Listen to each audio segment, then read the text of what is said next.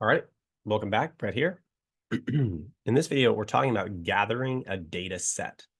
So obviously, in order to analyze data and to make any kind of statistical projections and decisions, you got to have data to actually look at. And so what this means is as we are setting up a client account, as we're setting up our own infrastructure, we have to include the data tools in it. And I can't tell you how many clients that I have personally worked with, and I'm like, okay, cool. Can you give me access to a Google Analytics account or whatever analytics? I say Google Analytics because it's generally considered to be the most built out tool that's really polished. There are a lot of them, but in this case, I'm just saying Google Analytics. Can you give me access to your Google Analytics account? And it's like, what's that? What, well, we don't have that.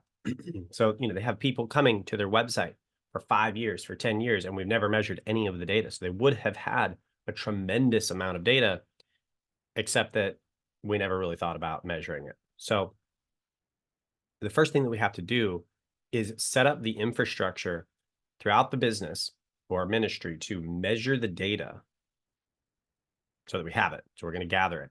And this means making sure we're setting up those analytics softwares, making sure that we have your Google, your what do you say, your YouTube Studio account set up. Make sure that you have your Google Search Console account set up, because can your stuff show up on the internet? Yeah, absolutely. Google can find it and just throw it out there.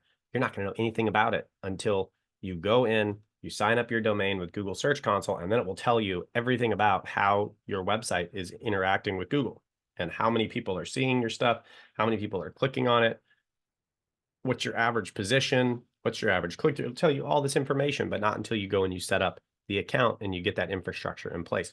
Then you get to manipulate the data. You get to send it all over the place. You get to send it into your Google Analytics, and you get to mesh that in with what's going on with your website. You get a more and more complete view of what's happening between your ministry or business and the real world as you set that up.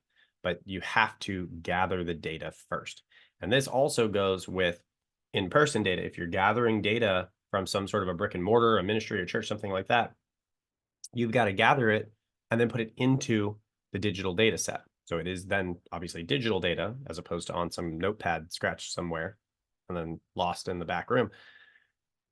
You take that data and then you put that into your data set, and it again gives you a full view. They come into the storefront, the little counter goes off. We take that, we put that in the data set, and then look, this many people buy on average, our sales rates are this much, and then you can start looking at the logical repercussions of that.